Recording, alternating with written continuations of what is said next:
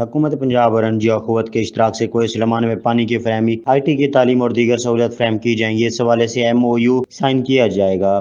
ابتدائی طور پر ڈیرہ غازی خان اور راجن پور کے کوہ سلیمان کے ایک یونین کونسل کو ماڈل پائلٹ پروجیکٹ کے تحت شروع کیا جائے گا۔ MOU کی حتمی شکل دینے کے لیے کمشنر آفس ڈیرہ غازی خان میں مشاورتی اجلاس منعقد ہوا۔ کمشنر محمد عثمان انور اور اخوت کے بانی و چیئرمین ڈاکٹر محمد امجد ثاقب نے خصوصی شرکت کی۔ کمشنر عثمان انور نے کہا کہ سروے کے دوران معلوم ہوا کہ ڈیرہ غازی خان کے کوہ سلیمان کے 9 یونین کونسل کے 80 مواضعات اور راجن پور کے 2 یونین کونسل کی 31 مواضعات میں خشک سالی کی صورتحال پیدا ہو گئی ہے۔ اخوت کے بانی و چیئرمین ڈاکٹر محمد امجد ثاقب نے کہا کہ انتظامیہ کی مشاورت سے علاقہ کی ضرورت کے مطابق کام کیا جائے گا۔ قبائلی علاقہ میں پہلے سے موجود تالاب بہتر کرنے کے ساتھ پانی کی فراہمی کے لیے موجودہ ٹینکرز کی تعداد دوگنا کرتے ہوئے 28 کی جائے گی۔ 4 نئے ٹیوب ویل، پمپنگ مشینری اور سولر سسٹم دیے جائیں گے۔ ٹیوب ویل کی دیکھ بھال کے لیے کمیونٹی کو تربیت دی جائے گی۔ نئے تالابوں کی تعمیر، کچے تالابوں کو پختہ کرنے، کم مدت اور مستقل حل کی اسکیم متعارف کرائی جائے گی۔